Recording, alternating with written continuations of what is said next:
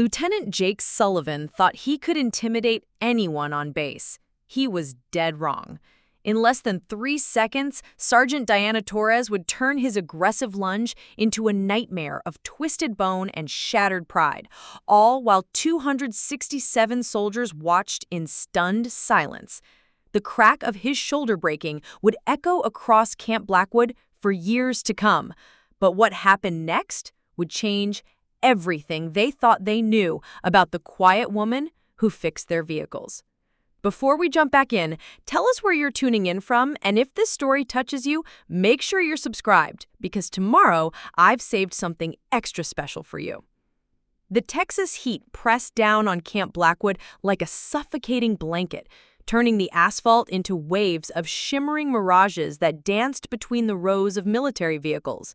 Sergeant Diana Torres wiped the grease from her hands with a worn red rag, the fabric stained from countless hours beneath the hoods of Humvees, trucks, and armored personnel carriers. Her olive drab coveralls bore the honest marks of someone who understood machinery better than most people understood other people. Oil stains mapped across the fabric like badges of competence that no one bothered to notice. At 32, Diana had the kind of weathered hands that spoke of years working with tools and engines, but her dark eyes held something deeper, something that flickered with intelligence and awareness that extended far beyond carburetors and transmission fluid. She moved through the motor pool with the efficient grace of someone who had learned to be invisible, to let her work speak louder than her words ever could. The other soldiers barely acknowledged her existence. To them, she was just another face in the support crew, the people who kept the base running while the real soldiers handled the important work of training and operations. They saw her bent over engine blocks, heard the steady rhythm of her wrench work, and dismissed her as part of the background noise of military life. Diana preferred it that way. Camp Blackwood stretched across 2,000 acres of central Texas scrubland, home to the 15th Infantry Division Support Battalion. The base hummed with the constant activity of 3,000 soldiers preparing for deployments, conducting training exercises, and maintaining the endless stream of equipment that kept a modern military unit operational. Dust devils danced across the parade grounds while the distant sound of rifle fire echoed from the training ranges. The motor pool occupied a sprawling complex of maintenance bays, parts warehouses, and vehicle staging areas on the eastern edge of the base.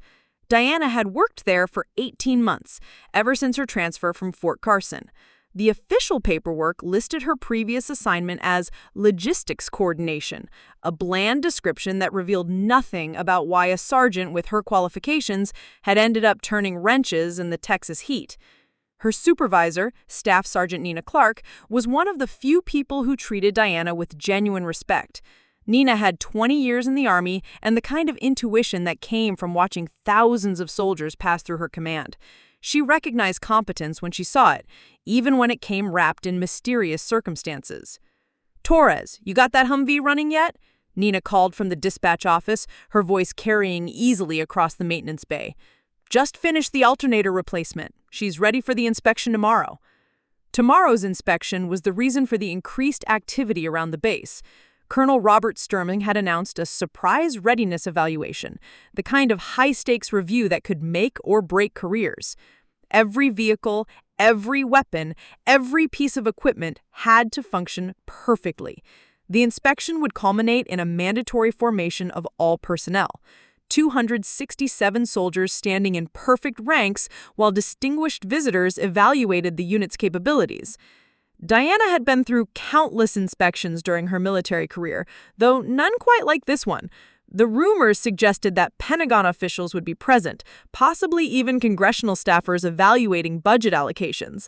The pressure had turned Camp Blackwood into a pressure cooker of nervous energy and perfectionist anxiety.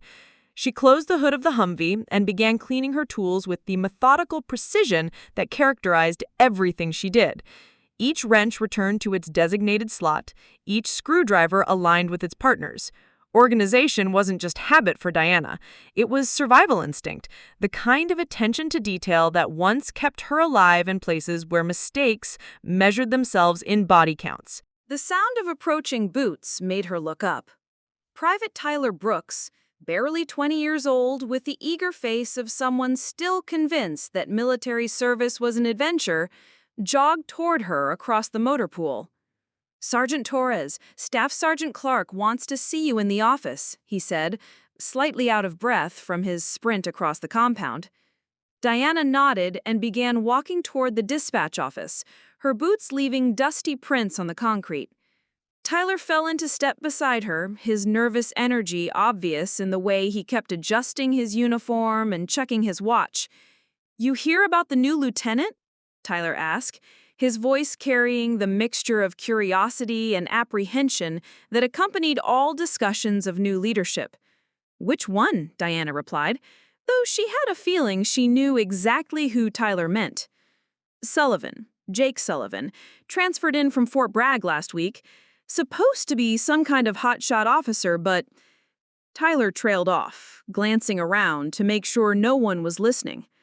"Word is, he's got a real problem with, authority issues." Diana had heard the whispers. Lieutenant Sullivan had made quite an impression during his first week at Camp Blackwood, though not necessarily the kind that inspired confidence. Several soldiers had mentioned his tendency to single out subordinates for public criticism, his habit of turning routine interactions into displays of dominance, the kind of officer who confused fear with respect and mistakes volume for leadership. "What kind of authority issues?" Diana asked, though she suspected she already knew the answer. Tyler lowered his voice even further. "The kind where he thinks everyone needs to be reminded who's in charge, if you know what I mean. Especially the support staff. Especially the women." The implication hung in the air between them like the heat shimmer rising from the asphalt. Diana had encountered Sullivan's type before, officers who saw their rank as license to intimidate rather than responsibility to lead. They rarely end well, but they could cause tremendous damage before their inevitable downfall. They reached the dispatch office, where Nina was reviewing maintenance schedules on her computer. The older woman looked up as they entered, her expression serious, but not alarmed. "Torres, we've got a situation developing," Nina said without preamble. "Lieutenant Sullivan has requested a complete inventory of all motor pool assets, wants every vehicle, every tool, every spare part accounted for by 0600 tomorrow." Diana frowned. "That's going to take all night. Most of that inventory was just completed 2 weeks ago." "I know," Nina replied, her tone suggesting she understood the futility of the request as well. "But apparently the lieutenant feels our record-keeping needs improvement." His words, not mine. The request was clearly designed to create problems rather than solve them. Conducting a complete inventory 12 hours before a major inspection would leave the maintenance staff exhausted and unprepared for the actual evaluation. It was the kind of decision that prioritized appearance over functionality, politics over mission readiness. Diana had seen similar tactics before. Officers who used unnecessary work assignments as tools of intimidation, who created artificial emergencies to demonstrate their authority. It was a pattern she recognized from her previous assignments, though she'd hoped to avoid it at Camp Blackwood. "I'll get started on the vehicle inventory. Should be able to finish by midnight if I skip dinner." "You don't have to do this alone," Nina replied. "I can get Brooks and Martinez to help you." "That's all right, Sergeant. I work better alone anyway." It was true, though not for the reasons Nina probably assumed. Diana had learned long ago that solitude provided safety, that visibility brought scrutiny, and that scrutiny led to questions she wasn't ready to answer. Better to work through the night alone than risk exposing the carefully constructed anonymity that protected her from her past. As she left the dispatch office and returned to the motor pool, Diana felt the familiar weight of invisible observation. Somewhere on this base, Lieutenant Sullivan was probably reviewing personnel files, looking for weaknesses to exploit and vulnerabilities to manipulate. Tomorrow's inspection would provide him with the perfect stage for whatever demonstration of authority he had planned. Diana began her inventory work as the sun set over Camp Blackwood, transforming the Texas sky into a canvas of orange and purple. The motor pool grew quiet, except for the distant sounds of base life, soldiers laughing in the mess hall, the mechanical hum of air conditioning units, and the steady rhythm of her own footsteps as she moved between vehicles. She had no way of knowing that Lieutenant Sullivan was indeed reviewing personnel files at that very moment, his attention focused on support staff who might serve as examples for tomorrow's formation. She had no way of knowing that her name had already been circled in red ink on his notepad, marked for special attention during the inspection. What Diana did know was that tomorrow would bring challenges, as tomorrow always did. She'd face them the same way she faced everything else, with quiet competence and the kind of patient strength that had carried her through darker places than Camp Blackwood. The inventory work continued deep into the night, each vehicle and tool carefully cataloged with the precision that had become second nature. As Diana worked, she carried within her the skills and experiences that made her far more than the sum of her official duties, though she was content to let others make their own assumptions about her capabilities. Soon enough, they would learn the difference between appearance and reality. Soon enough, Lieutenant Sullivan would discover that some people should never be underestimated. The Texas stars wheeled overhead, indifferent to the drama brewing in the heat and dust of Camp Blackwood. Tomorrow would bring 267 witnesses to a confrontation that would change everything they thought they knew about strength, authority, and the dangerous assumptions people made about quiet competence. But tonight, Diana Torres simply worked, patient and methodical, preparing for whatever challenges the morning might bring. Lieutenant Jake Sullivan stood in his temporary quarters at 0530 hours, adjusting his uniform with the meticulous attention of a man who understood that appearance was everything. At 28, he possessed the kind of aggressive confidence that mistook volume for leadership and intimidation for respect. His service record was impressive on paper: Fort Bragg, Ranger School, 2 deployments, but those who looked deeper found a pattern of personality conflicts and questionable judgment calls that followed him from assignment to assignment. The mirror reflected back exactly what Sullivan wanted to see: a sharp uniform, polished brass, and the kind of military bearing that demanded attention. What it couldn't show was the underlying insecurity that drove his need to dominate every interaction, or the growing reputation among NCOs who recognized his type and quietly worked around him whenever possible.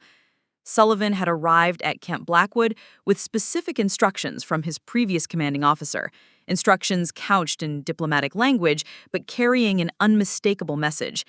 The lieutenant needed a fresh start and an opportunity to refine his leadership approach, away from the complexities of his previous assignment. In military parlance, this meant he'd burned too many bridges and needed somewhere new to practice his particular brand of authority. Camp Blackwood had seemed the perfect solution: a support battalion filled with soldiers who understood their place in the hierarchy, commanded by officers who valued order and discipline above all else. Sullivan had spent his first week identifying the base's power structures, cataloging potential allies and likely sources of resistance. The support staff had immediately drawn his attention. These were soldiers who often operated with less supervision, who developed informal networks of communication and mutual assistance that could undermine official channels if not properly managed. In Sullivan's experience, early demonstrations of authority were essential to establishing proper respect among such personnel. His inspection of personnel files the previous evening had been illuminating. The motor pool, in particular, seemed ripe for correction. Staff Sergeant Nina Clark was too lenient with her subordinates, allowing them excessive autonomy in their work assignments.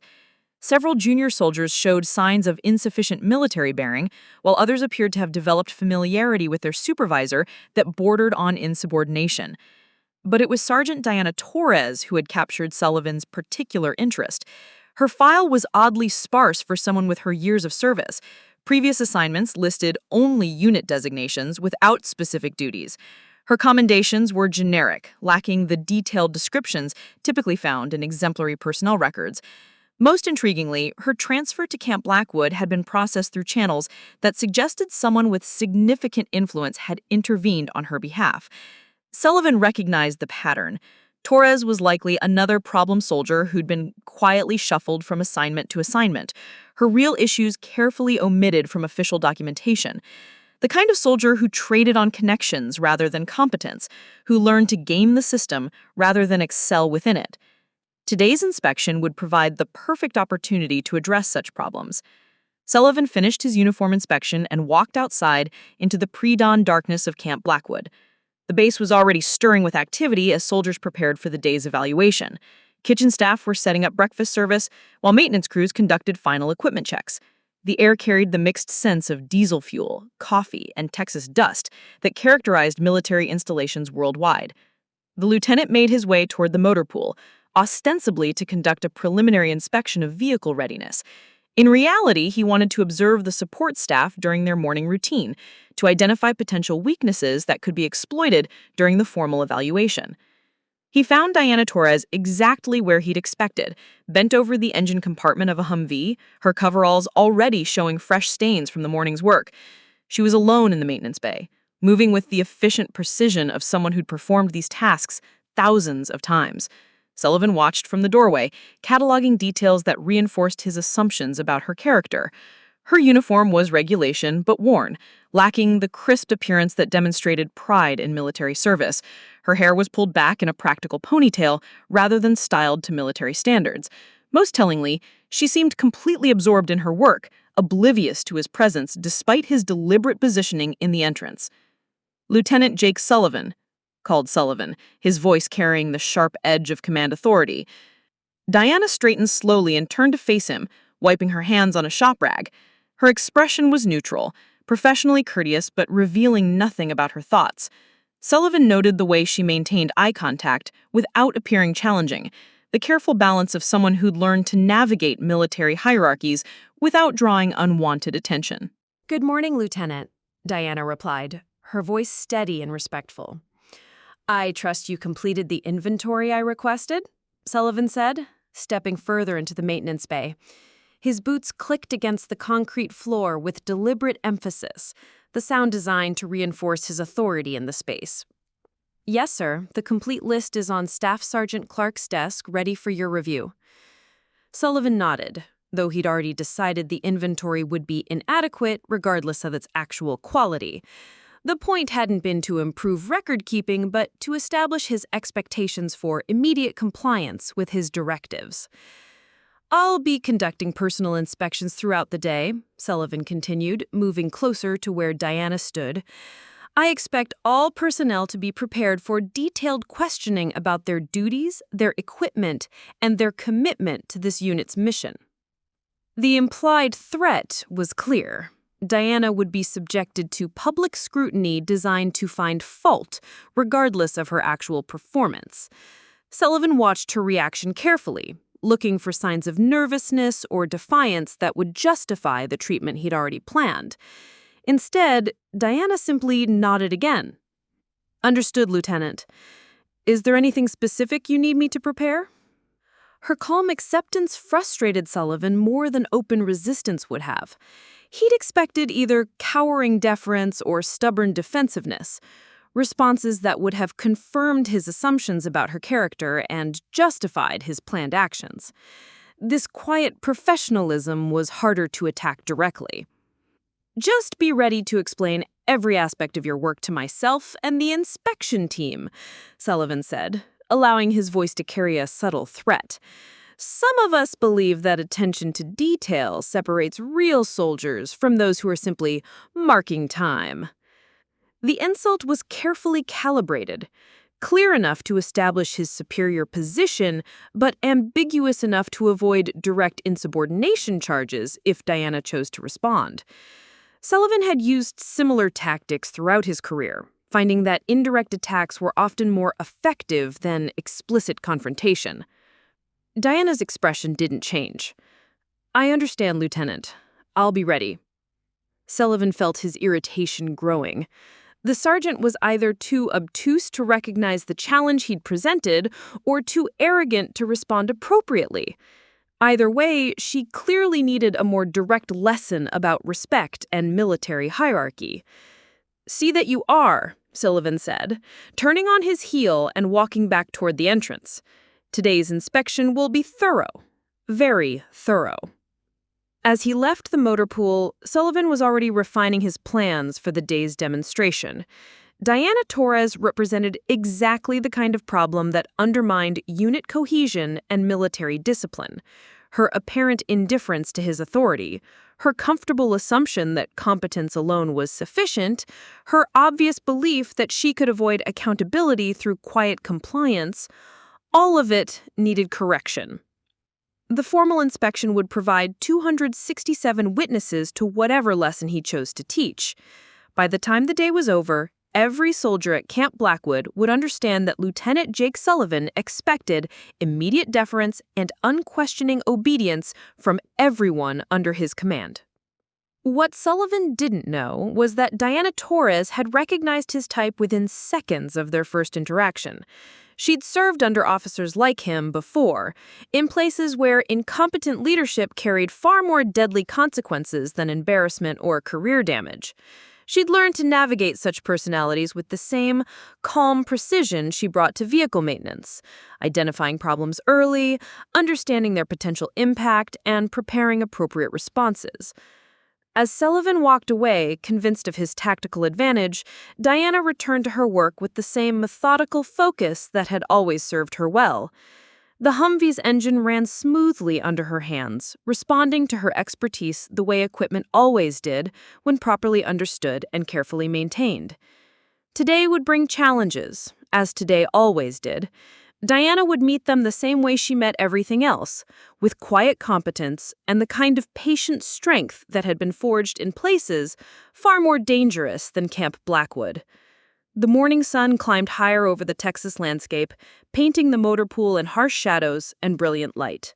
Somewhere in the distance, 267 soldiers were preparing for an inspection that would become far more memorable than anyone expected.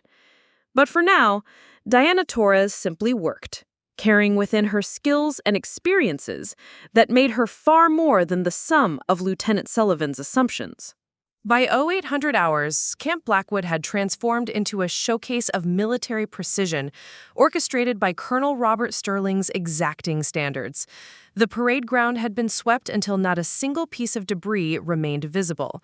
Vehicle formations were aligned with mathematical precision, their olive-drab surfaces gleaming despite the accumulating Texas dust.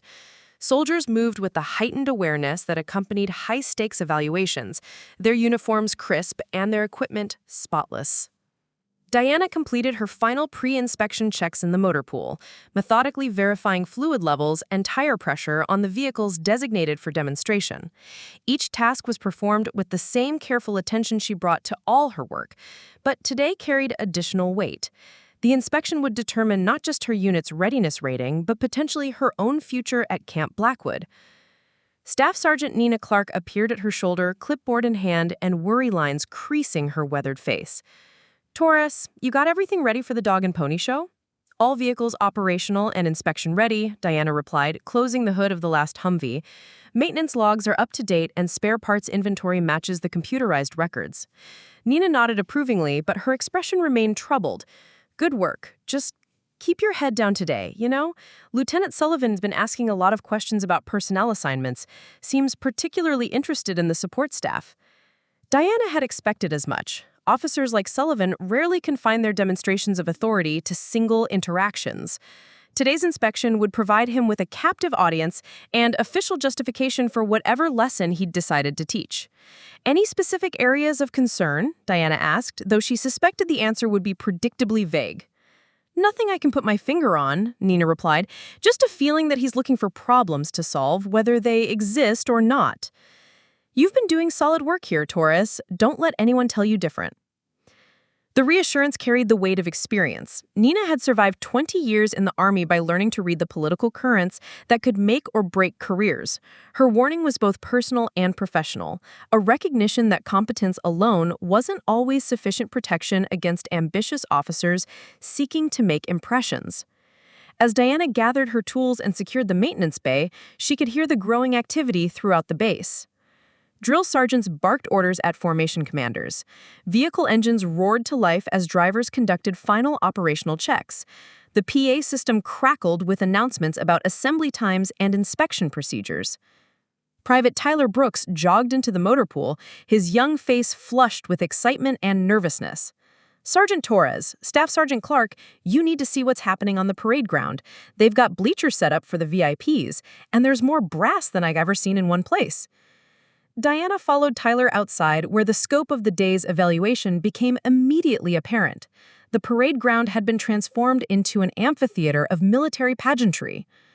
Reviewing stands flanked the formation area, their elevated positions providing clear sightlines for the collection of senior officers, Pentagon officials, and congressional staffers who would determine Camp Blackwood's future funding and mission assignments.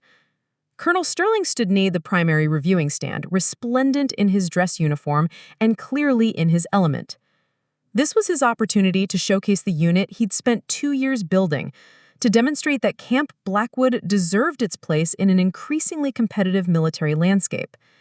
Every detail had been planned and rehearsed, from the timing of vehicle demonstrations to the precise spacing of personnel formations. Lieutenant Sullivan occupied a position of obvious importance near the colonel's staff, his clipboard thick with notes and his expression radiating confidence. Diana noticed how he positioned himself to maintain visual contact with both the senior leadership and the assembled soldiers, the classic stance of someone prepared to seize opportunities as they presented themselves. "Jesus," Tyler whispered, his voice barely audible. "There must be 30 officers in those stands. What do you think they're looking for?" "Competence," Diana replied, simply, though she knew the answer was far more complicated. Military inspections were theater as much as evaluation, performances designed to reassure congressional budget committees that their defense appropriations were being used effectively. Real readiness was important, but so was the appearance of readiness, the kind of polished demonstration that photographed well and generated positive headlines. Nina joined them outside the motor pool, her experienced eye cataloging the scene with professional assessment. "Big dog show today. Colonel's putting everything on display. Personnel, equipment, training protocols. Word is the Pentagon's considering Camp Blackwood for expansion, maybe even a new mission assignment." The implications were significant. Military installations competed aggressively for new missions and expanded roles, knowing that relevance determines survival in an era of budget constraints and base closures. Today's inspection could determine whether Camp Blackwood grew into a major training center or gradually faded into administrative obscurity. "What's our part in all this?" Diana asked, though she suspected she already knew the answer. "Motor pool demonstration at 10:30 hours, Nina replied, consulting her clipboard. "Vehicle readiness display, maintenance capability showcase, and personnel interviews. We'll have about 15 minutes to prove we deserve continued investment." Diana nodded, unsurprised by the timeline. Military demonstrations were always compressed into narrow windows that tested both preparation and adaptability. 15 minutes to showcase years of training and experience, with careers and futures hanging in the balance. As they watched, the first formation of soldiers began assembling on the parade ground. The 267 personnel of Camp Blackwood's support battalion moved with practiced precision, their boots raising small clouds of dust that caught the morning sunlight. Each soldier had spent weeks preparing for this moment, uniforms pressed to perfection, equipment polished to gleaming standards, movements rehearsed until they became automatic. Lieutenant Sullivan moved among the formations like a predator selecting prey, his attention focused on details that others might miss. Diana watched him pause near several junior soldiers, making notes that would undoubtedly become part of their permanent records. His methodology was becoming clear. Identify minor imperfections during the inspection, then use them to demonstrate his leadership effectiveness to the senior officers.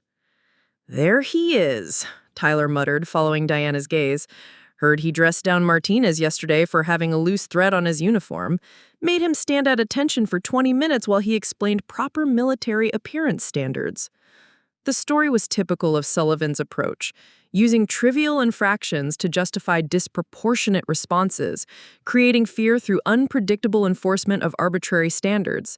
Diana had served under similar officers in far more dangerous environments, where such leadership failures carried consequences measured in lives rather than careers. "Best thing we can do is focus on our jobs," Diana said, returning her attention to the motor pool preparations. "Let him worry about his reputation, we worry about ours." But even as she spoke, Diana could feel the weight of Sullivan's attention. Several times during the morning's preparations, she'd noticed him watching the motor pool area, his expression calculating and predatory. Whatever demonstration he'd planned would likely include her as either participant or target. The morning sun climbed higher, transforming Camp Blackwood into a furnace of nervous energy and barely controlled tension. Senior officers took their positions in the reviewing stands while junior soldiers made final adjustments to equipment and uniforms. The PA system announced final assembly calls with increasing urgency. Diana completed her preparations with the same methodical care she brought to all tasks, but part of her attention remained focused on the broader dynamics playing out across the base. Military inspections were exercises in controlled chaos, where months of preparation could be undone by single moments of poor judgment or unexpected circumstances. As the formation time approached, she could see soldiers taking their positions with the mixture of pride and apprehension that marked such occasions. These were good soldiers, competent, dedicated, deserving of leadership that understood their value and protected their interests. Unfortunately, they'd drawn Lieutenant Sullivan as their immediate supervisor, and he clearly had different priorities. The stage was set for whatever drama Sullivan had orchestrated. The audience was in place, the spotlight was warming up, and 267 soldiers were about to become unwilling participants in a performance they didn't understand.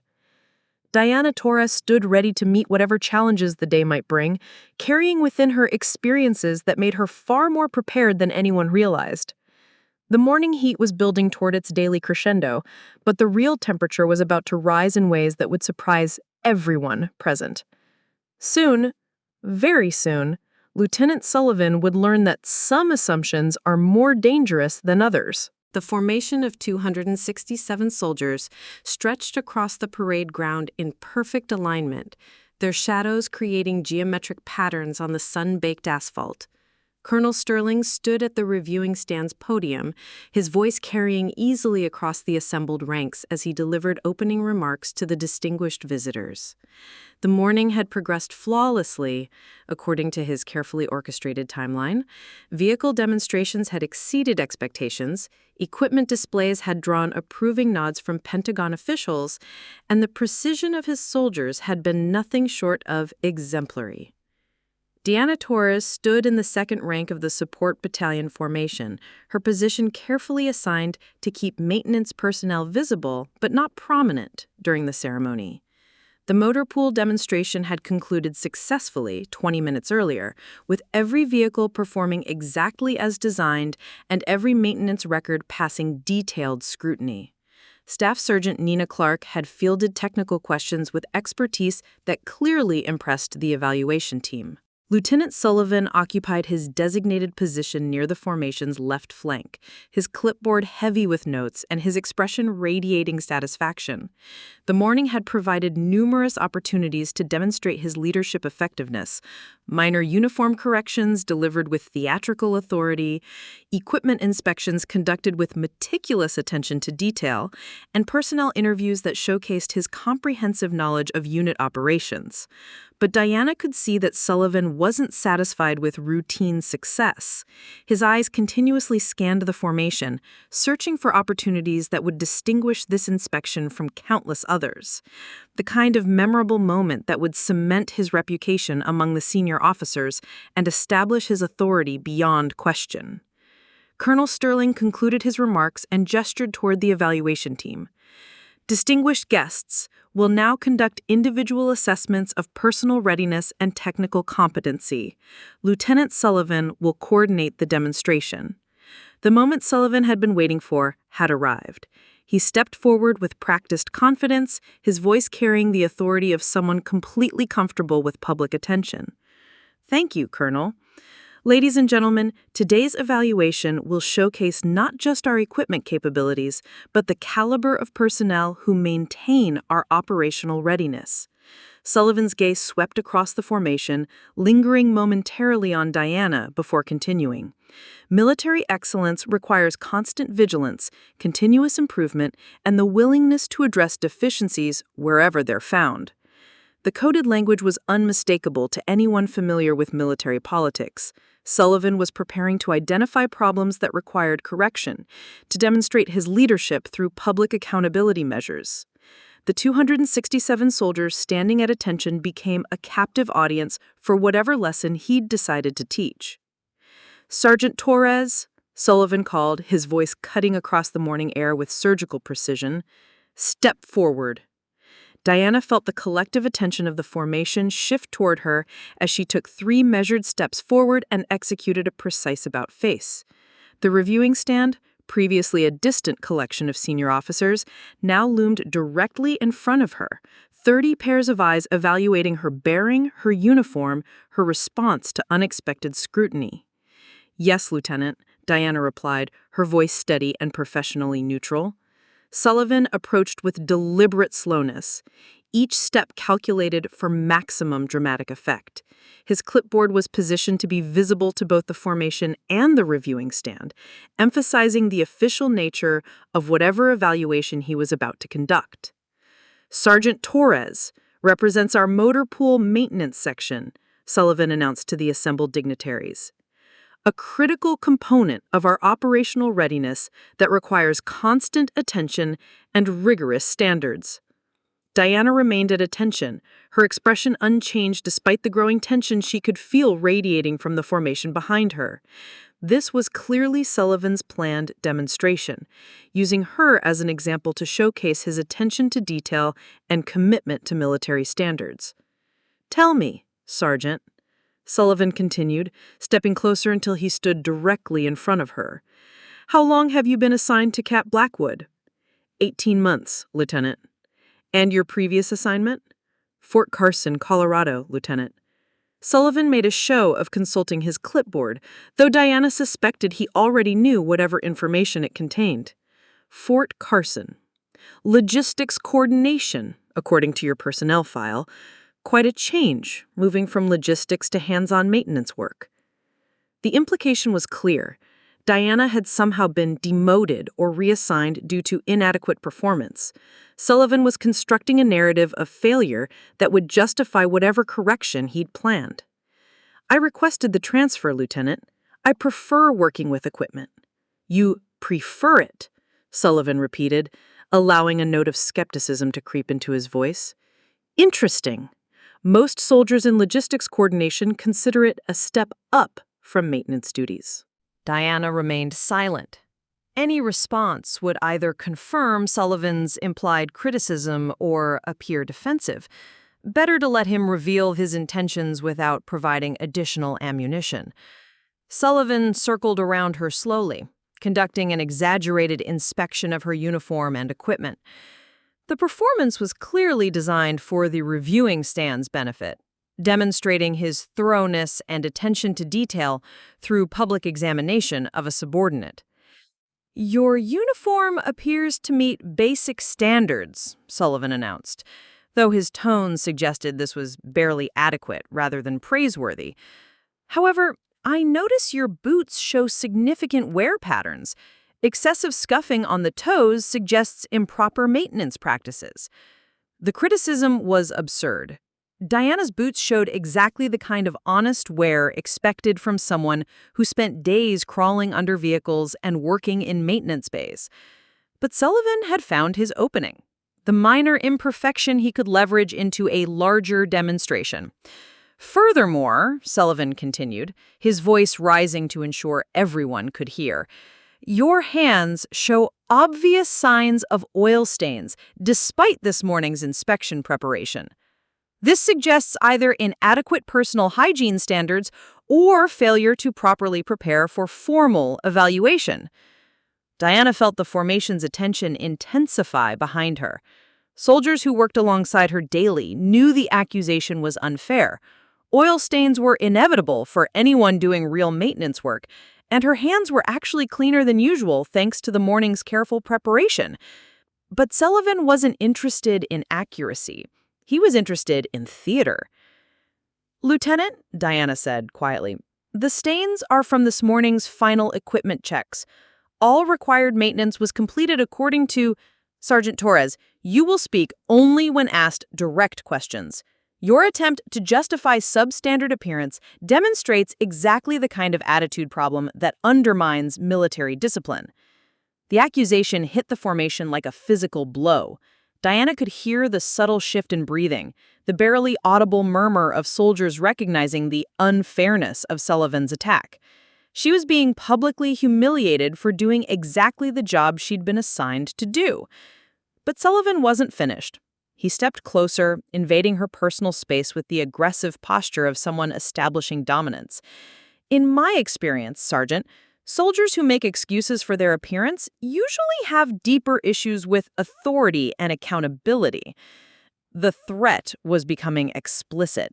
Sullivan was constructing grounds for disciplinary action, using this public forum to justify whatever punishment he'd already decided to impose. The reviewing stand watched intently, evaluating not just Diana's response, but Sullivan's leadership approach. "Do you understand what I'm telling you, Sergeant Torres?" Sullivan demanded, his voice carrying an edge that suggested he expected immediate capitulation. Diana looked directly at him for the first time since stepping forward, her dark eyes meeting his with steady composure. "I understand completely, Lieutenant." Something in her tone made Sullivan pause momentarily. There was no defensiveness in her response, no fear or anger, just a calm acknowledgement that carried undertones he couldn't quite identify.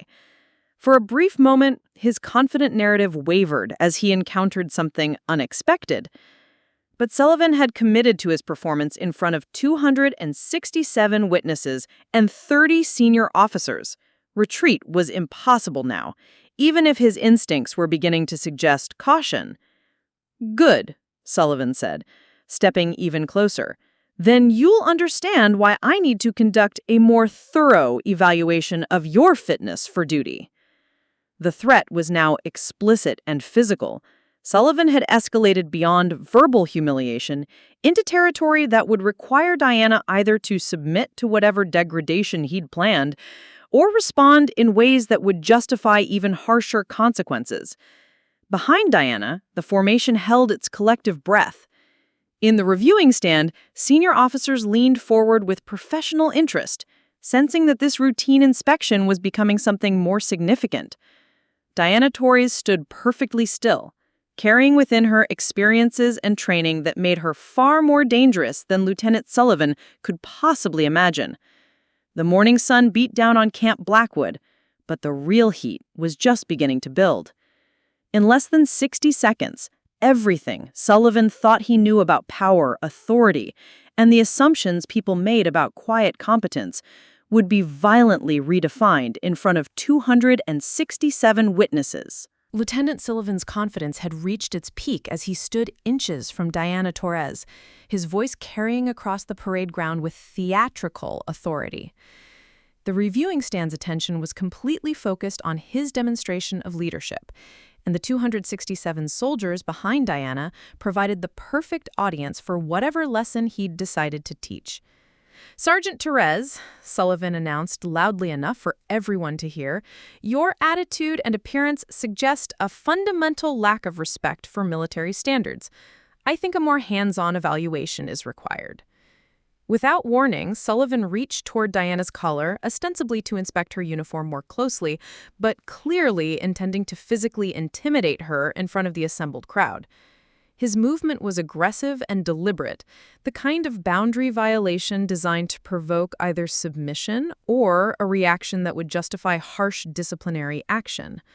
It was the worst mistake of his military career.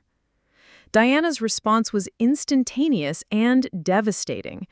As Sullivan's hand approached her uniform, muscle memory forged in combat zones thousands of miles from Camp Blackwood took control. Her left hand intercepted his wrist with surgical precision, while her right hand drove upward in a strike that caught Sullivan's extended arm at the exact point where leverage became lethal. The biomechanics were perfect. Diana's counter-rotation used Sullivan's own aggressive momentum against him, redirecting his forward motion into a joint lock that hyperextended his shoulder beyond its anatomical limits. The technique was drawn from years of combatives training, refined through real-world application in environments where hesitation measured itself in body counts. The sound of Sullivan's shoulder separating was audible across the entire formation, a wet crack that seemed to hang in the Texas air like thunder. His confident expression transformed instantly into shock, then agony, as the joint that connected his arm to his torso failed catastrophically under forces it was never designed to withstand. Sullivan's scream cut across Camp Blackwood with the piercing intensity of someone experiencing genuine physical trauma. He dropped to his knees, his left arm hanging at an unnatural angle, while his right hand clutched desperately at the destroyed joint. The clipboard scattered across the asphalt, its pages fluttering in the morning breeze like wounded birds. The silence that followed was total and profound. 267 soldiers stood frozen in formation, their brains struggling to process what they'd witnessed. In the reviewing stand, senior officers leaned forward in their seats, some rising to get better views of the scene unfolding below them. The carefully orchestrated inspection had transformed into something none of them had expected. Diana stood over Sullivan's crumpled form, her expression calm and controlled, despite having just delivered violence with surgical precision. She made no move to continue the attack, showed no signs of the adrenaline surge that typically followed combat encounters. Her response had been measured and precise, exactly sufficient to neutralize the threat without causing unnecessary additional damage. "Medic!" someone shouted from the formation, though their voice seemed to come from very far away. Captain Emma Hoffman, the base medical officer, was already moving from her position near the reviewing stand. Her medical training had recognized the severity of Sullivan's injury from the sound alone, the kind of joint separation that would require immediate stabilization and probably surgical repair. As she reached Sullivan's position, Captain Hoffman's professional assessment was swift and thorough. "Complete shoulder dislocation with probable rotator cuff damage," she announced to Colonel Sterling, who had descended from the reviewing stand with remarkable speed. "He needs immediate transport to the base hospital." Sullivan's face had gone pale with shock and pain, his earlier confidence replaced by the desperate vulnerability of someone whose body had betrayed him in the most public way possible. He tried to speak, to reassert his authority, but the words came out as incoherent gasps, punctuated by involuntary whimpers. Diana remained at attention throughout the medical assessment, her bearing unchanged from the moment she'd stepped forward for Sullivan's inspection. The contrast was striking. Sullivan writhing on the ground in obvious distress, while Diana stood with the composed stillness of someone completely comfortable with what had just occurred. Colonel Sterling's voice cut through the chaos with command authority. "What the hell just happened here?" The question was directed at Diana, but before she could respond, Private Tyler Brooks stepped forward from the formation. His young voice carried clearly across the parade ground despite its obvious nervousness. "Sir, the lieutenant grabbed Sergeant Torres first. She was just defending herself." Other voices began emerging from the formation. Soldiers who had witnessed Sullivan's aggressive approach confirming Tyler's account. The narrative that Sullivan had intended to create, incompetent subordinate requiring correction, was collapsing in real time as witnesses provided their own version of events. Staff Sergeant Nina Clark moved forward from her position, her 20 years of military experience evident in the way she assessed the situation with professional calm. "Colonel, Sergeant Torres was following proper procedures throughout the inspection. Lieutenant Sullivan initiated physical contact without justification." The medical team arrived with a stretcher, their movements efficient as they stabilized Sullivan's damaged shoulder and prepared him for transport. His earlier theatrical confidence had completely evaporated, replaced by the humbling reality of serious injury and public humiliation. The man who had sought to make an example of Diana Torres had instead become a cautionary tale about the dangers of assumption and aggression. As Sullivan was loaded onto the stretcher, his eyes found Diana's face. What he saw there wasn't triumph or satisfaction, just the quiet competence of someone who had responded appropriately to an inappropriate situation. No gloating, no anger, just the steady composure of a professional who had done exactly what was necessary and nothing more. Colonel Sterling turned his attention to Diana, his expression mixing confusion with growing concern. "Sergeant, I need you to explain exactly what happened here." "Lieutenant Sullivan reached for my uniform in an aggressive manner, sir," Diana replied, her voice carrying the same steady tone she'd maintained throughout the encounter. "I defended myself using appropriate force to neutralize what I perceived as a threatening action." The explanation was textbook military protocol, the kind of measured response that acknowledged the use of force while establishing its justification. But Colonel Sterling was beginning to realize that there were layers to this situation he didn't yet understand. "Sergeant, that was a very precise defensive technique. Where did you learn to respond like that?" The question hung in the morning air like smoke, carrying implications that extended far beyond routine inspection procedures. Diana's counterattack had been too smooth, too professional, too devastatingly effective to be explained by basic military combatives training. "Previous assignments, sir," Diana replied simply. In the reviewing stand, the Pentagon officials and congressional staffers were conducting urgent whispered conversations, their evaluation of Camp Blackwood suddenly complicated by witnessing what appeared to be a highly trained soldier defending herself against inappropriate aggression from her own officer. As the ambulance departed with Sullivan's stretcher secured in the back, the formation remained frozen in place. The inspection that was supposed to showcase military discipline and professional competence had instead revealed fractures in the command structure and raised serious questions about leadership and accountability.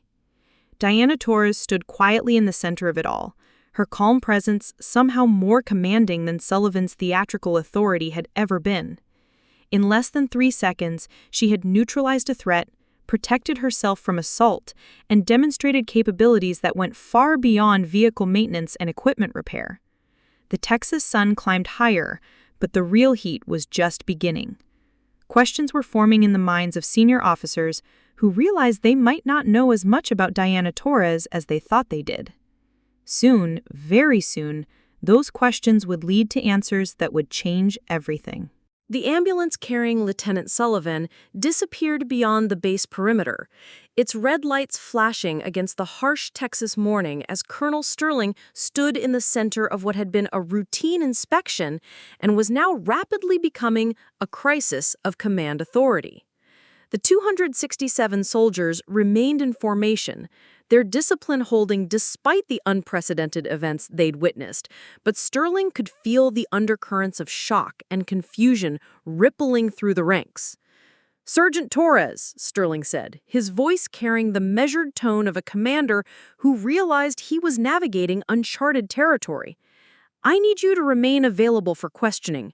Staff Sergeant Clark, dismiss the formation and return all personnel to normal duties."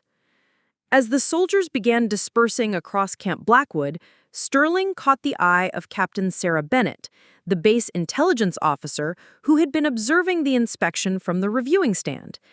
Her expression carried the particular intensity of someone whose professional instincts had been triggered by what she'd witnessed. "Captain Bennett," Sterling called, "I need you to conduct an immediate review of Sergeant Torres's personnel file. Something about that defensive technique suggests training beyond standard military combatives." Bennett nodded and approached Diana, her manner professional but clearly evaluative. "Sergeant Torres, I'll need to ask you some questions about your service history. Would you prefer to do this privately, or should we continue here?" "Here is fine, ma'am," Diana replied, her composure unchanged despite being the center of unprecedented attention from senior leadership.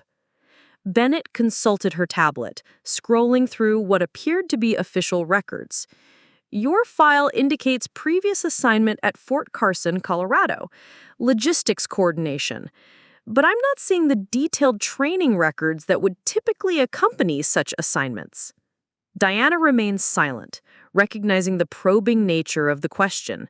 Military intelligence officers were trained to identify gaps and inconsistencies in personnel records, especially when those gaps coincided with unusual displays of specialized skills. Furthermore, Bennett continued, your defensive response demonstrated familiarity with advanced close-quarters combat techniques. The joint manipulation you used on Lieutenant Sullivan required extensive training and practical application to execute with such precision. Private Tyler Brooks, who had been lingering near the formation area, stepped forward with obvious nervousness. Ma'am, if I may, Sergeant Torres has been working in our motor pool for 18 months. She's never shown any signs of aggressive behavior or problems with authority. Lieutenant Sullivan was the one who got physical first. Several other soldiers murmured agreement, their testimonies reinforcing the narrative that Diana had responded defensively to Sullivan's inappropriate aggression. But Colonel Sterling was beginning to realize that the more significant question wasn't whether Diana's response was justified, it was how she'd been capable of such a devastatingly effective counterattack. Staff Sergeant Nina Clark approached the group, her expression mixing concern with growing understanding. Colonel, with respect, I think there might be more to Sergeant Torres's background than what's in her standard personnel file. The way she handled that situation, that wasn't basic military training. Colonel Sterling nodded grimly. Military installations occasionally received personnel whose true backgrounds were obscured for operational security reasons. Soldiers transitioning from classified assignments who required new identities and cover stories to protect both themselves and ongoing operations. Diana's sparse personnel record and her inexplicable presence in a motor pool assignment were beginning to fit a familiar pattern. Captain Bennett, Sterling said, I want you to run a comprehensive background check, full security clearance verification, training records, deployment history, everything. And I want it done through classified channels. As Bennett moved away to begin her investigation, Colonel Sterling found himself facing Diana Torres with new eyes. The woman he'd dismissed as routine support staff might actually be someone whose real qualifications were far beyond anything her cover assignment suggested. Sergeant Torres, Sterling said carefully, I'm beginning to suspect that your assignment to Camp Blackwood wasn't as routine as your paperwork indicates. Is there anything you need to tell me about your actual background? Diana met his gaze with the same steady composure she'd maintained throughout the morning's events. Colonel, my service record speaks for itself. I've performed all assigned duties to the best of my ability. The response was technically accurate while revealing nothing of substance, exactly the kind of careful deflection that suggested Diana was indeed operating under some form of official cover. Sterling had encountered similar situations before, usually involving personnel transitioning from special operations assignments or classified programs. 20 minutes later, Captain Bennett returned with her tablet and an expression that mixed professional excitement with obvious concern. She approached Colonel Sterling with the urgent manner of someone who had discovered information that changed everything about their current situation. Colonel, we need to discuss this privately, Bennett said, glancing meaningfully at the soldier still within earshot. Sterling nodded and gestured toward his command vehicle, which was equipped with secure communications equipment. As they walked, Bennett began sharing what she'd discovered. Sir, Sergeant Torres's real personnel file is classified at levels that required special authorization just to access. Her previous assignment wasn't logistics coordination. It was Army Ranger Regiment, 75th Regiment, 2nd Battalion. She completed Ranger School, advanced individual training for combat operations, and specialized close quarters combat certification. Sterling felt his understanding of the morning's events shift dramatically. Diana Torres wasn't a maintenance worker who'd gotten lucky with a defensive technique. She was a highly trained combat veteran whose skills had been forged in some of the most demanding military environments in the world. Furthermore, Bennett continued, Her deployment record includes 3 combat tours in Afghanistan and 2 classified operations that I don't have clearance to access. Her transfer to Camp Blackwood was requested through special programs designed to provide cover assignments for personnel transitioning from high-risk operations. The implications were staggering. Lieutenant Sullivan hadn't just made the mistake of physically threatening a subordinate. He'd attacked a soldier whose combat training was probably superior to anyone else on the base, including most of the officers. "Why wasn't this information in her standard file?" Sterling asked, though he suspected he already knew the answer. Operational security. Soldiers transitioning from special operations often require new identities to protect them from potential retaliation by enemy forces they encountered during classified missions. Diana Torres' motor pool assignment was designed to provide her with anonymous work while she completed her transition back to conventional military service. Sterling rubbed his temples, feeling the beginning of a serious headache. The inspection that was supposed to showcase Camp Blackwood's readiness had instead revealed that one of his officers had been systematically harassing a decorated combat veteran whose real qualifications were probably classified above Sterling's own security clearance. As they returned to where Diana waited with patient composure, Sterling realized that the morning's events were going to require explanations that extended far beyond routine disciplinary procedures. The Pentagon officials in the reviewing stand had witnessed something that would probably trigger investigations at levels Sterling didn't want to contemplate. But first, he needed to understand exactly who Diana Torres really was and why she'd been assigned to his command under such unusual circumstances. The quiet woman who fixed vehicles and avoided attention might actually be one of the most dangerous people on his entire base.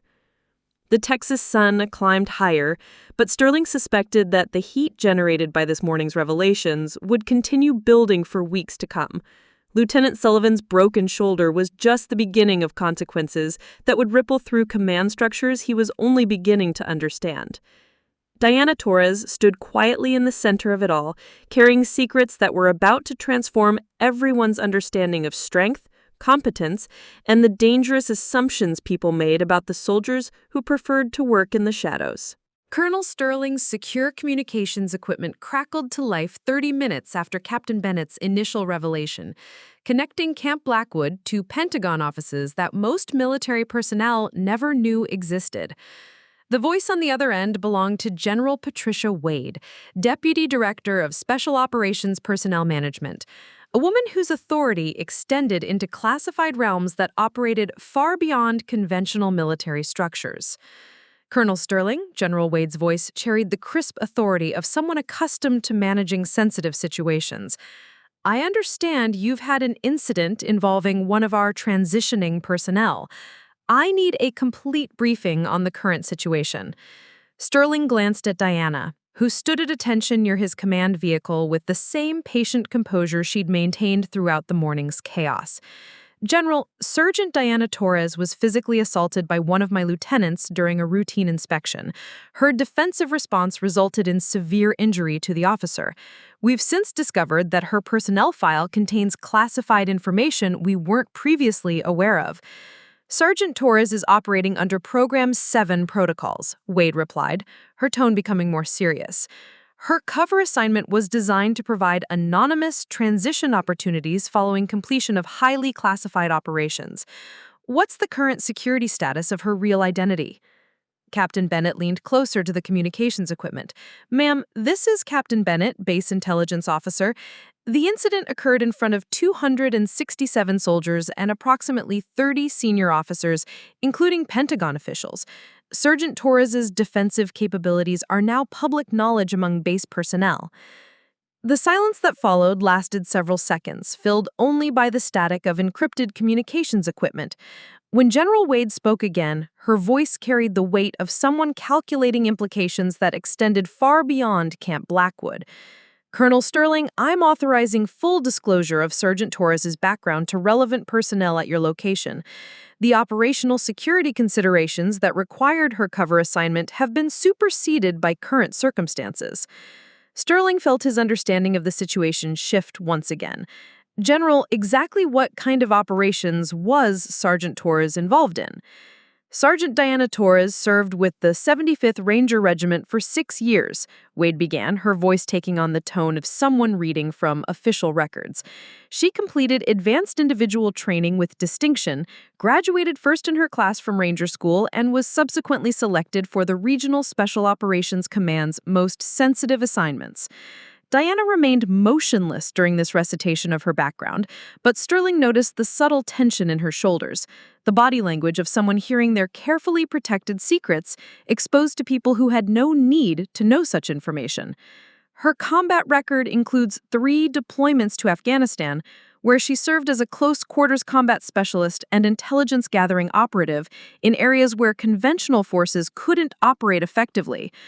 Private Tyler Brooks, who had been standing near the command vehicle, took an involuntary step backward as the scope of Diana's real qualifications became clear. The quiet woman, who had patiently taught him proper maintenance procedures, was apparently a veteran of some of the most dangerous military operations in recent American history. Furthermore, Wade continued, Sergeant Torres was selected for 2 classified operations that I cannot discuss over unsecured communications. Her transition to Camp Blackwood was requested following completion of those assignments, both of which involved significant personal risk and exceptional performance under combat conditions. Staff Sergeant Nina Clark approached the group with an expression mixing awe and sudden understanding. Ma'am, that explains a lot about her work habits. The attention to detail, the way she stays calm under pressure, the fact that she never seems rattled by equipment failures or time constraints. Wade's voice carried a note of professional pride. Sergeant Torres received commendations for valor, exceptional performance under fire, and innovative tactical problem-solving. Her superiors consistently rated her among the most competent operators they had encountered. Colonel Sterling was beginning to comprehend the full scope of what had occurred during the morning's inspection. General, why was she assigned to motor pool duties if her qualifications are so exceptional? Transition protocols, Wade replied. Soldiers completing high-stress, special operations assignments often require periods of routine duty to readjust to conventional military environments. Motor pool work provided Sergeant Torres with productive activity that utilized her mechanical aptitude while allowing her to maintain low visibility during her psychological transition. Diana spoke for the first time since the classified briefing began. General Wade, with respect, I requested the motor pool assignment. I wanted work that was useful but didn't require constant vigilance or tactical decision-making. Wade's voice softened slightly. Sergeant Torres, your transition period was progressing excellently according to all reports. Today's incident wasn't your fault and it won't affect your future assignment options. Captain Bennett was reviewing additional information on her tablet, her expression growing more serious as she read. General, I'm seeing references to psychological evaluation reports and extended debriefing periods following Sergeant Torres's classified assignments. Were there specific threats to her safety that required the cover identity? That information is classified beyond your clearance level, Captain, Wade replied firmly.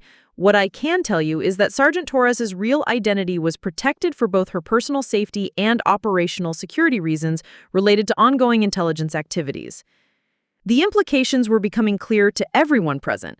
Diana Torres hadn't just been a highly trained soldier, she'd been involved in operations so sensitive that her very identity had required official protection. Lieutenant Sullivan had made the catastrophic mistake of physically attacking someone whose combat experience probably exceeded that of anyone in the reviewing stand. Colonel Sterling, Wade continued, I'm dispatching a team from Special Operations Command to conduct a full investigation of today's incident. They'll arrive within 6 hours. In the meantime, I need you to ensure Sergeant Torres' safety and maintain operational security regarding the information I've just shared. Sterling nodded, though he was beginning to realize that maintaining operational security might be impossible given the number of witnesses to the morning's events. General, what's the status of Lieutenant Sullivan? He's currently at the base hospital receiving treatment for his injuries. Lieutenant Sullivan will face a full investigation for assault of military personnel, Wade replied, her tone becoming coldly professional. Attacking a soldier under any circumstances is inexcusable. Attacking someone with Sergeant Torres' background and service record elevates this to a very serious matter indeed. As the secure communications ended, Sterling found himself looking at Diana Torres with completely new understanding. The woman he'd dismissed as routine support staff was actually a decorated combat veteran whose skills had been forged in some of the most dangerous environments on Earth. "Sergeant Torres," Sterling said carefully, "I owe you an apology. Your assignment here was clearly arranged at levels far above my authorization, and I failed to provide you with the leadership and protection you deserved." Diana's expression remained neutral. "Colonel, I appreciated the anonymity. The motor pool work was exactly what I needed during my transition. Lieutenant Sullivan's behavior wasn't your responsibility." But Sterling was beginning to understand that responsibility in military command extended far beyond what appeared in official organizational charts. Diana Torres had been placed under his command for specific reasons, and he'd failed to recognize either her value or the threats she might face from officers like Sullivan. The morning sun was reaching its peak intensity, transforming Camp Blackwood into a furnace of heat and tension. The inspection that was supposed to showcase routine military competence had instead revealed layers of classification and specialized operations that most of the base personnel never knew existed. Diana Torres stood quietly at the center of it all, her secrets finally exposed, waiting to see what consequences would flow from the morning's violent intersection of assumptions and reality. The Special Operations Command investigation team arrived at Camp Blackwood at 1400 hours and 3 unmarked vehicles that moved with the efficient precision of personnel accustomed to handling sensitive situations. Led by Major Rebecca Chen, a veteran investigator whose experience with classified incident reviews was evident in her methodical approach to securing the scene and interviewing witnesses, Lieutenant Sullivan lay in the base hospital's orthopedic wing, his left arm immobilized in a complex brace system that would keep his reconstructed shoulder stable during the initial healing phase. The orthopedic surgeon, Captain David Martinez, had delivered a sobering assessment of the injury's severity and long-term implications for Sullivan's military career. Complete anterior dislocation with extensive soft tissue damage, Captain Martinez explained to Colonel Sterling during his briefing. The joint separation tore 3 of the 4 rotator cuff tendons and caused significant nerve trauma. Even with surgical repair, Lieutenant Sullivan will likely face permanent range of motion limitations and chronic pain issues. Sterling absorbed this medical assessment while reviewing the growing pile of documentation that the morning's incident had generated. Witness statements from soldiers, preliminary investigation reports from base security, and medical records were accumulating into a comprehensive record of Sullivan's spectacular failure in judgment. Major Chen conducted her interviews with the systematic thoroughness that characterized military criminal investigations. Each of the 267 soldiers who had witnessed the confrontation was questioned individually, their testimonies recorded and cross-referenced to establish a definitive timeline of events. Private Tyler Brooks was among the first to be interviewed, his nervousness evident as he sat across from Major Chen in the base conference room. "Ma'am, Lieutenant Sullivan had been picking on Sergeant Torres all morning, making comments about her appearance, her work habits, stuff that didn't make any sense to those of us who work with her daily." "Can you describe the specific moment when Lieutenant Sullivan made physical contact with Sergeant Torres?" Chen asked, her voice carrying the neutral tone of someone trained to elicit accurate information without influencing responses. "Yes, ma'am. He reached toward her collar like he was going to grab her uniform or inspect it more closely. But it wasn't a normal inspection movement. It was aggressive, invasive. Sergeant Torres reacted defensively, and the next thing we knew, the lieutenant was on the ground screaming." Similar accounts emerged from dozens of other witnesses, each confirming that Sullivan had initiated physical contact and that Diana's response had been immediate and precisely calibrated to neutralize the threat without causing unnecessary additional harm. Staff Sergeant Nina Clark's testimony provided crucial context about Diana's 18 months of exemplary service at Camp Blackwood. "Major Chen, Sergeant Torres has been the most reliable and competent mechanic I have supervised in 20 years of military service. No disciplinary issues, no conflicts with other personnel, no problems with authority or following orders. Lieutenant Sullivan's treatment of her was completely unjustified." Captain Bennett's intelligence assessment added another layer to the investigation. Ma'am, based on Sergeant Torres's classified background, her defensive response was consistent with training protocols for personnel who have faced genuine, life-threatening situations in combat environments. Her reaction was proportionate and professional, given Lieutenant Sullivan's aggressive approach. Meanwhile, at the base hospital, Sullivan was receiving visits from military legal counsel who were explaining the serious charges he would likely face. Captain Robert Hayes, the military attorney assigned to Sullivan's case, delivered news that shattered whatever remaining illusions the lieutenant might have harbored about his situation. Lieutenant, you're facing potential charges of assault, conduct unbecoming an officer, and violation of military regulations regarding treatment of subordinates, Hayes explained grimly. The fact that you attacked a decorated special operations veteran makes these charges significantly more serious than standard disciplinary matters. Sullivan's pain medication made coherent responses difficult, but his growing understanding of the situation's severity was evident in his increasingly desperate attempts to justify his actions. She was insubordinate. Uniform violations needed correction. Lieutenant, Hayes interrupted. 27 witnesses have provided statements confirming that you initiated physical contact with Sergeant Torres without justification. Her defensive response was completely within military regulations for protecting oneself from assault. The legal implications extended far beyond Sullivan's personal consequences. The Pentagon officials who had witnessed the incident were conducting their own review of Camp Blackwood's leadership and oversight procedures. The inspection that was supposed to demonstrate military excellence had instead revealed serious problems with officer conduct and command supervision. Colonel Sterling found himself facing questions from investigators who were examining his role in allowing Sullivan's behavior to escalate to physical violence. Major Chen's interview with Sterling was respectful but pointed, focusing on what warning signs might have been missed and what interventions could have prevented the confrontation. Colonel Sterling, did you receive any reports or complaints about Lieutenant Sullivan's treatment of subordinates prior to today's incident? Chen asked, her notepad ready to record his response. Nothing formal, Sterling admitted. There were informal comments about his leadership style being somewhat aggressive, but no official complaints that would have triggered disciplinary action. Chen made detailed notes about the informal feedback systems that had failed to escalate concerns about Sullivan's behavior. Her investigation was revealing systemic problems with how personality conflicts and leadership issues were identified and addressed within the command structure.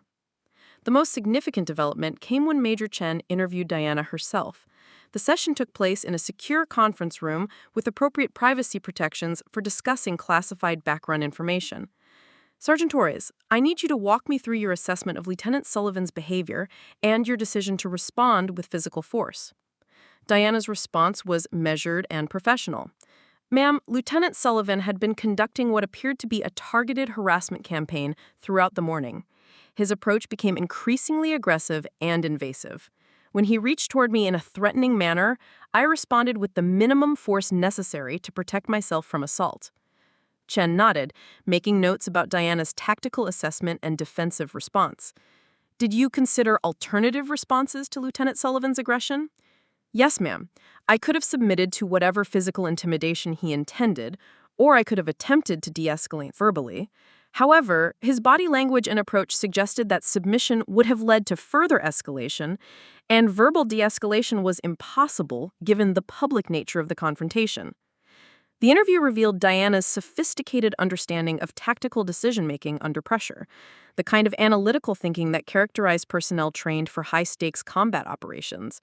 Her response to Sullivan hadn't been emotional or impulsive, but rather a calculated assessment of threat levels and appropriate countermeasures. As the investigation continued into the evening hours, a clear picture emerged of systematic failures in leadership, oversight, and interpersonal dynamics at Camp Blackwood. Sullivan's attack on Diana was the culmination of weeks of inappropriate behavior that had been inadequately addressed by the command structure. The consequences would extend far beyond one lieutenant's broken shoulder and damaged career. Camp Blackwood was about to undergo comprehensive reviews of its leadership training, harassment prevention protocols, and personnel management procedures. Diana Torres remained at the center of it all, her patient professionalism contrasting sharply with the chaos and recriminations swirling around her.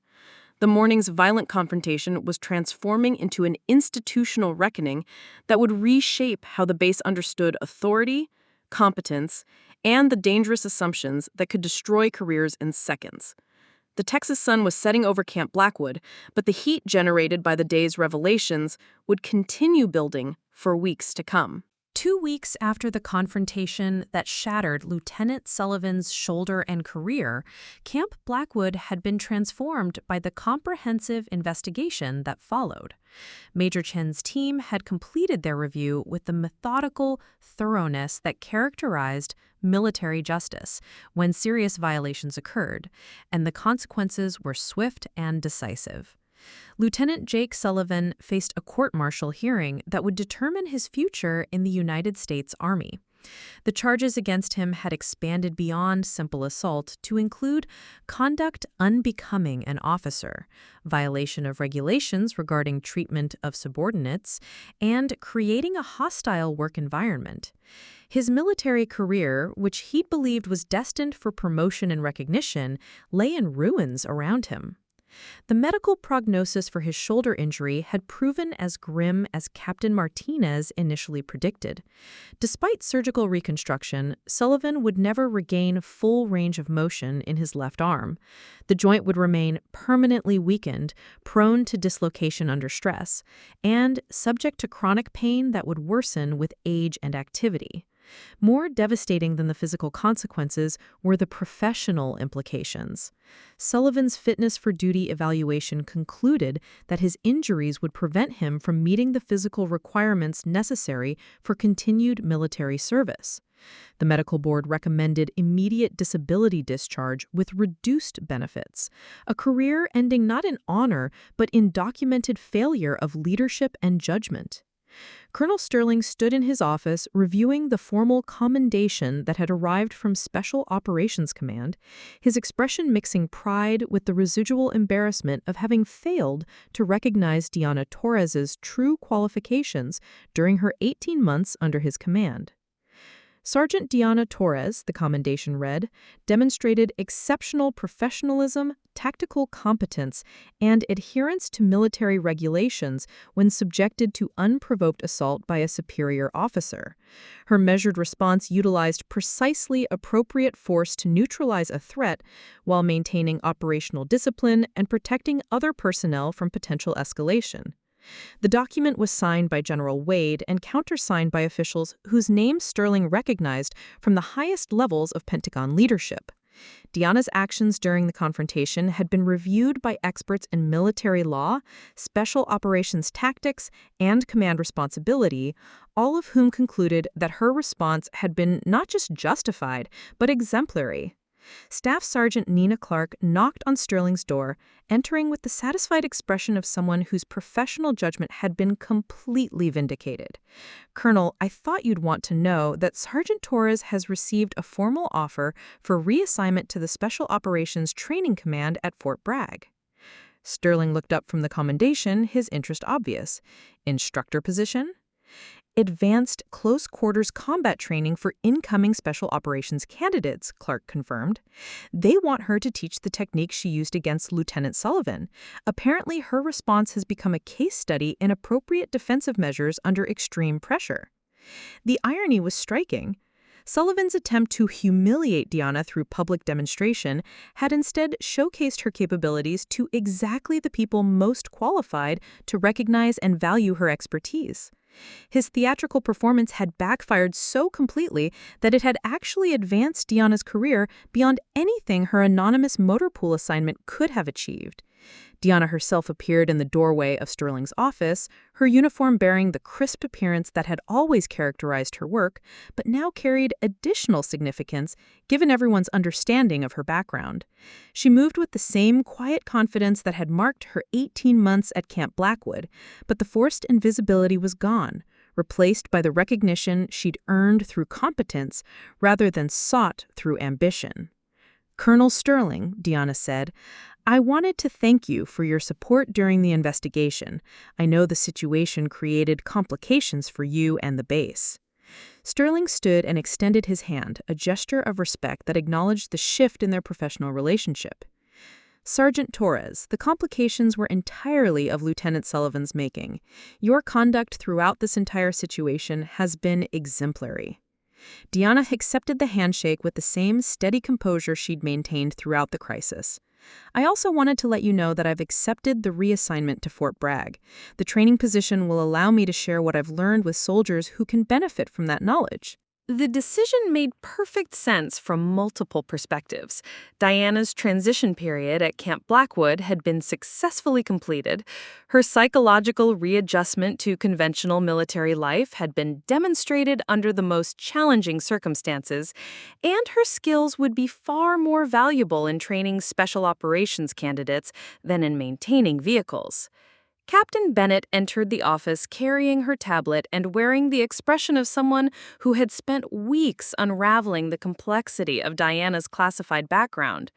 "Sergeant Torres, I've received authorization to share some additional information about your service record that might interest you." Diana's expression remained neutral, but Sterling detected a subtle tension that suggested she wasn't entirely comfortable with continued exposure of her past assignments. "The 2 classified operations you completed prior to your assignment here have been partially declassified due to their operational success and the intelligence value they provided," Bennett continued. "Both missions received commendations at the Joint Chiefs level, and your performance was specifically noted for innovation under extreme circumstances." The revelation added another layer to Sterling's understanding of exactly who had been working in his motor pool for the past 18 months. Diana Torres wasn't just a decorated combat veteran. She was someone whose contributions to national security had been recognized at the highest levels of military command. Private Tyler Brooks appeared in the office doorway, his young face showing the mixture of awe and sadness that characterized everyone's reaction to Diana's impending departure. "Sergeant Torres, the motor pool crew wanted to present you with something before you leave." He handed Diana a custom-made wrench set, each tool engraved with the names of soldiers she'd trained and worked alongside during her time at Camp Blackwood. The practical gift reflected both her mechanical expertise and the respect she'd earned from personnel who understood the difference between competence and pretense. "We also wanted you to know," Tyler added, "that Lieutenant Sullivan's replacement is completely different. Lieutenant Patricia Walsh treats everyone with respect and actually listens when we have concerns or suggestions." The comment highlighted one of the investigation's most significant consequences: a complete overhaul of Camp Blackwood's leadership selection and evaluation processes. Officers like Sullivan would no longer be able to hide personality disorders and leadership failures behind theatrical demonstrations of authority. As Diana prepared to leave Sterling's office for the final time, she carried with her the satisfaction that came from work done properly and integrity maintained under pressure. Her 18 months of anonymity had ended dramatically, but the skills and character that had made her invisible had ultimately made her invaluable. The afternoon sun slanted through Sterling's office windows, painting everything in the golden light that marked the end of challenging days. Camp Blackwood would continue its mission with improved leadership and enhanced awareness of the remarkable people who sometimes worked in unexpected places. Diana Torres had achieved something rare in military service: complete vindication through demonstrated competence, recognition earned rather than sought, and the opportunity to advance her career through the same qualities that had once required her to remain hidden. Justice, it turned out, sometimes arrived with the sound of breaking bones and the sight of assumptions crumbling in the Texas heat. 6 months after the confrontation that transformed Camp Blackwood's understanding of strength and assumptions, Diana Torres stood in the advanced training facility at Fort Bragg, North Carolina, watching a class of special operations candidates practice the defensive techniques she'd used to neutralize Lieutenant Sullivan's assault. The irony wasn't lost on her. The attack that was meant to humiliate her had instead become the foundation for training protocols that would protect soldiers for generations to come. The key principle, Diana explained to the assembled candidates, her voice carrying easily across the training mat, is using an aggressor's momentum against them. When someone approaches with hostile intent, their forward motion becomes the energy source for your defensive response. The soldiers listened with the intense focus that characterized personnel selected for the most demanding military assignments. These were men and women who understood that the techniques Diana was teaching might someday save their lives in environments where hesitation measured itself in body counts. Sergeant Torres has revolutionized our close-quarters combat curriculum, Rodriguez had reported to his superiors the previous month. Her practical approach and ability to explain complex techniques in understandable terms has improved candidate performance across all evaluation metrics.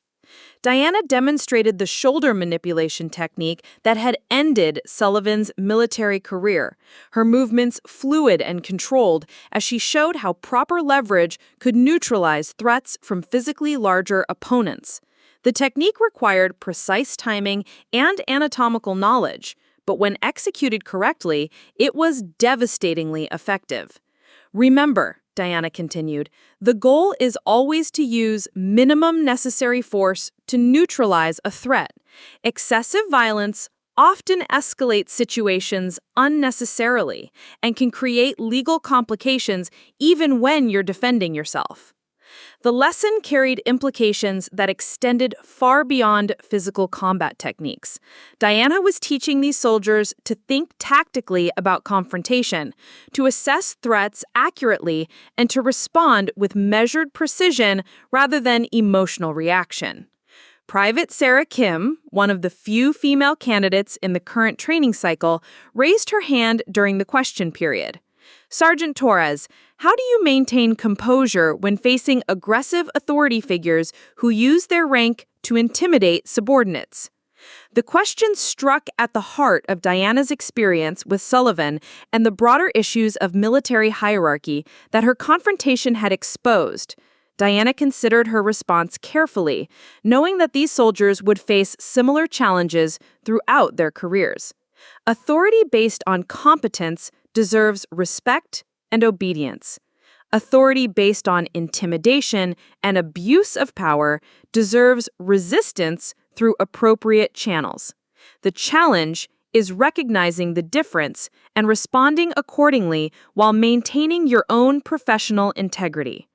Her answer reflected lessons learned not just from Sullivan's attack, but from years of navigating military structures where personality often mattered more than competence. Diana had learned to distinguish between leaders worth following and officers who simply held higher ranks. After the training session ended, Diana returned to her small office in the instruction building, where she found a letter waiting for her from an unexpected source. The return address indicated it had come from Colonel Sterling at Camp Blackwood, though the handwriting belonged to Private Tyler Brooks. Dear Sergeant Torres, Tyler had written, I wanted to update you on how things have changed here since you left. Lieutenant Walsh has completely transformed the motor pool operations. She actually listens to our suggestions and treats everyone with respect, regardless of rank. The atmosphere is completely different. People enjoy coming to work now instead of dreading daily interactions with leadership. The letter continued with updates about various soldiers Diana had worked alongside, but the most significant news concerned the broader cultural changes at Camp Blackwood. Tyler described comprehensive leadership training programs, revised personnel evaluation procedures, and new protocols for addressing harassment and abuse of authority. Most importantly, Tyler wrote, everyone here understands that competence and character matter more than rank or appearance. Your example taught us to recognize real strength and to value people based on their contributions rather than their visibility. Diana smiled as she read Tyler's account of the base's transformation. The confrontation that had exposed her carefully protected anonymity had apparently created lasting improvements in how Camp Blackwood understood leadership and respect. Her computer chimed with an incoming secure message from General Wade, whose oversight of transitioning special operations personnel had continued throughout Diana's successful integration into her new role. Sergeant Torres, Wade's message read, I wanted to inform you that your case has become a model for how transitioning special operations personnel can successfully integrate into conventional military assignments while maintaining their specialized skills. Your experience at Camp Blackwood, including the unfortunate incident with Lieutenant Sullivan, has provided valuable insights for improving our transition protocols. Wade's message went on to describe new programs being implemented to better protect and utilize personnel who were moving from classified assignments to more conventional roles. Diana's 18 months of anonymous motor pool work had apparently demonstrated that highly trained soldiers could find satisfaction and purpose in routine assignments when properly supported and respected. The afternoon sun slanted through Diana's office window, illuminating the commendations and training certificates that marked her successful transition from combat operations to instruction duties. The walls also displayed photographs from her time at Camp Blackwood, images of soldiers she'd worked alongside, vehicles she'd maintained, and moments of quiet competence that had been captured before her background became public knowledge. Diana's phone buzzed with a text message from Staff Sergeant Nina Clark, who had been promoted to motor pool supervisor following the leadership changes at Camp Blackwood. Torres, thought you'd want to know that Sullivan was officially discharged last week. Disability retirement with reduced benefits. Word is he's struggling with both the physical limitations and the professional disgrace. Meanwhile, you're training the next generation of warriors. Justice served. The message provided closure to a chapter that had begun with harassment and escalated to violence, but ultimately resulted in positive transformation for everyone involved except Sullivan himself. Diana felt no satisfaction from his downfall, only relief that his capacity to harm other soldiers had been permanently eliminated. As evening approached, Diana prepared to leave her office and return to the base quarters that had become her new home. The anonymity she'd maintained at Camp Blackwood was gone forever, but in its place had come recognition, respect, and the opportunity to contribute her skills where they could have maximum positive impact. The defensive techniques she'd used against Sullivan was now being taught to soldiers who would carry those skills into combat zones around the world. Her experience with transition from classified operations to conventional assignments was informing policies that would help other veterans navigate similar challenges. Most importantly, her example had demonstrated that true strength often emerged from unexpected places and revealed itself through quiet competence rather than theatrical displays. Diana Torres had spent 18 months working in shadows, maintaining vehicles and avoiding attention while she readjusted to conventional military life. Lieutenant Sullivan's assault had ended that anonymity forever, but it had also revealed that some people should never be underestimated, that assumptions could be dangerous, and that justice sometimes arrived with devastating precision. As she walked across Fort Bragg's evening-lit grounds, Diana carried with her the satisfaction of work done properly and integrity maintained under extreme pressure.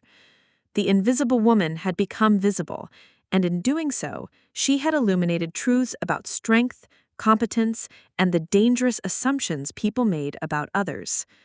The price of truth, she had learned, was sometimes paid in privacy and anonymity, but the cost of silence would have been infinitely higher.